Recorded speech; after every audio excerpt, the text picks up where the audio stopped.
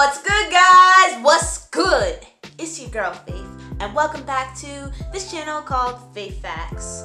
So if you haven't noticed the big elephant in the room, we have 200 subscribers.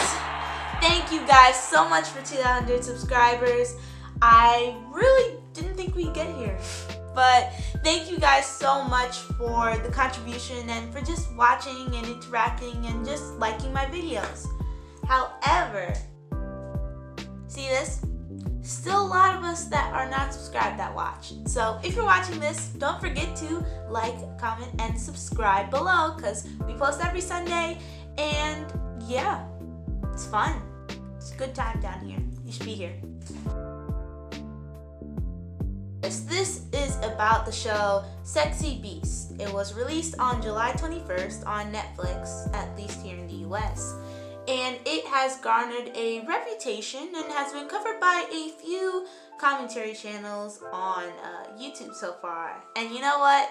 We should hop on that bandwagon because, guys, it is a show. That's how because, guys,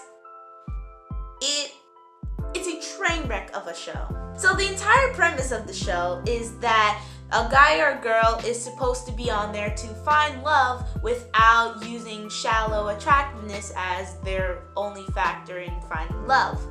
And this is achieved by putting some actually really good special effects makeup on both the person and all three of the contestants. The first round is going on speed dates with these three contestants at a London bar and just talking to them, you know, trying to figure out who they are, if they have any type of compatibility. And then they go back to what is called the Sexy Beast Manor, and the person eliminates one person, and we go on to round two, where these two contestants go on individual dates with the person that is the one looking for love on the show. And on the next day, the guy or girl chooses who they want to be their sexy beast. And when everyone is eliminated, they show the faces of everyone who was on there, including the couple that ended up together. It should be a show based on finding personality and similarities and what you guys have in common aside from looks that really makes your relationship, right? Well, this show really wants you to think that it is about, you know, finding love, but really it's about trying to figure out who is the most attractive out of everyone. Because it has been shown that everyone on the show, like every single one, everyone on all 6 episodes is conventionally attractive. When asked about the interests that the contestants usually have, they usually bring up that they want someone who is either super attractive or fits some type of attractive standard that they have, or they go the complete opposite and they're like, I don't even care what the person looks like, I just want to date someone because I haven't dated someone in a really long time. And I feel like those are two very extreme ends of the same kind of bar of desperateness. I mean, I really don't know the people personally that were on this show, but it's coming off as a little bit desperate. I mean, look at this. He's everything. Ass first, personality second. You're the best looking devil I've ever seen. This is really weird right now. Yeah, so basically everyone is already automatically going to be attractive if they're on the show no matter what. Conventionally attractive.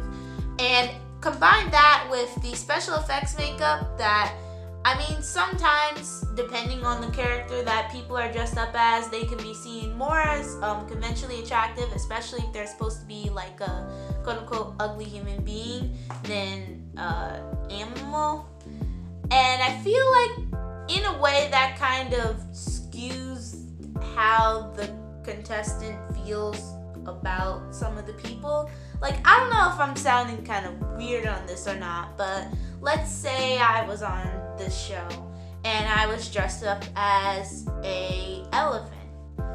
I think that I would go more for the guy that's dressed up as, let's say, a Tin Man than the guy that's dressed up as an iguana. that's just my opinion. Oh my god, the show feels so formulaic. It is such a contrived formula. I feel like I've seen it over and over and over again in like dating shows across like every single platform of entertainment that there is. On YouTube, on MTV, on anywhere, really. Like, if you guys think about it, this show has occurred many, many times before. Just think of the average dating show. The first part of this formula is where the conventionally attractive guy or girl talks about their personality, which they usually don't have one, and then starts to talk about how they don't want people to focus on their attractiveness, or they don't want people to focus on how looks affect them. And then they have three other people who are very different in personality, and sometimes they'll click, sometimes they won't. And they'll have this really awkward kind of first date banter, and they'll have a bunch of hired actors looking strangely at them. But then we get to the elimination process, where they mention something they like about one of the contestants and something they don't like about them, and then they eliminate one, and then we see their face, and then they go on the round 2, and then they go on their dates, and then they finally end up on the final elimination, where the sexy beast is chosen, the other person's face is shown, and then the two people's who are couples' faces are shown. It feels very contrived, and it almost feels forced in a way. But the reason why I think this works so well for Netflix is because of this guy. The narrator. The narrator adds in all the jokes, the funny quips, the fourth wall breaks. He adds in all of the sensibility that the audience definitely has about how stupid this show is, but won't address. And it just pulls everything together in a storybook kind of way. Like, each episode is more formed into an episode of, let's say, a dating sitcom, instead of a bunch of people in special effects just going out on dates. But the idea of a bunch of people going out in these intricate special effects on dates just shows how contrived the show is in its message on how attractiveness shouldn't be the biggest factor in finding a date.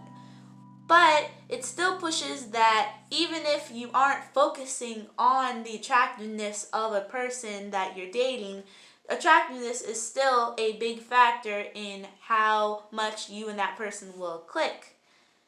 And I think that this clip best describes that. Yes? So I like your fin. So what if I pick you and I'm not what you expect underneath? I kissed this girl and I don't know what she looks like. I'm literally just like in love with the moment. Anyway, that's all I have to say about this show. I would not recommend watching this show. Right here is my rating. I give it a 2 out of 5, or a, what would that be? 4 out of 10. And I think that this show is very good background noise. Like I said before, I fell asleep several times trying to watch all 6 episodes of this show, which was only about 3 hours of my day, and I spent half of it sleeping, so had to watch it again. But this show is really just background noise, and it's just something weird to look at, something sensational, like, ooh, look at this weird person, we should watch this. And that's basically it. There's so much on Netflix to watch, there's so many dating shows on Netflix to watch that are, while still very contrived and formulaic, a little more entertaining. And most of the people on the show don't really have personalities. So that's it for this video. And if you liked it, make sure to like, comment, and subscribe. Thank you so much for 200 followers, and we will keep on going, and hopefully this year we'll make it to 300. So I will see you later. Bye.